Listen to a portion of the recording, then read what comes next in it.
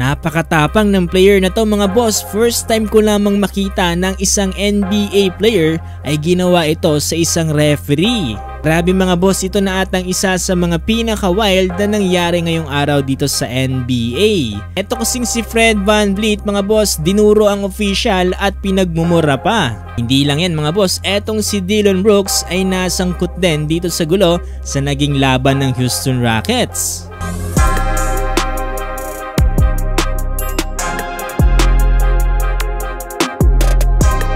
Pero bago tayo dumako dyan mga boss, ay pag-usapan muna natin itong naging laban ng Denver Nuggets kontra nga dito sa Los Angeles Lakers. Dito sa naging laban na to mga boss, nanalo ang Nuggets sa final score na 127-102.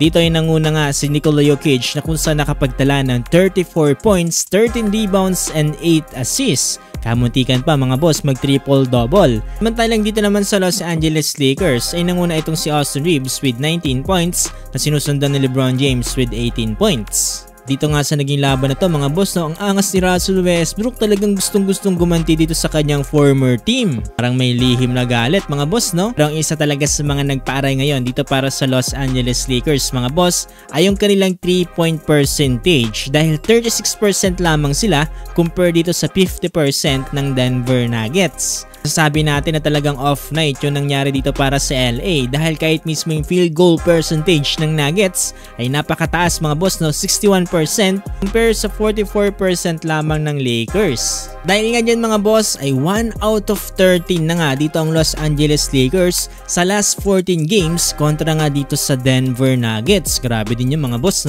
Ako naman tayo dito mga boss sa naging laban kanina ng Portland Trail Blazers kontra nga dito sa Houston Rockets. Fairness mga boss itong Rockets ay meron din magandang standing ngayon dito sa Western Conference. Pero ito kasi mga boss during fourth quarter, medyo tikitan yung laban dito mga boss at last 2 minutes na lamang yung natitira dito sa oras. Nagkaroon kasi ng napakagandang offensive rebound dito si Dillon Brooks mga boss para sa Rockets. Ang kaso nga lang mga boss during mid-air ay naipit yung kamay niya dito nga kay Shaedon Sharpe. Dito na nga nagalit si Dillon Brooks at nagkatitigan lang naman sila dito ni Shaedon Sharpe at wala namang masyadong nangyari. At naman pumagitna dyan dito sila Simons, dito nga kila Shaedon Sharpe at Dillon Brooks. Pero itong si Dillon Brooks mga boss parang minasama pa ata at tinulak itong si Simons. Hindi naman nagustuhan niya ni Simons at bumawi din siya kagad dito kay Dillon Brooks. Tawagin ng double technical foul dito nga sila Simons at Dillon Brooks. Pero hindi pa kasi dito mga boss nagtatapos ang mga pinaka-wild na nangyari ngayong araw dito sa NBA.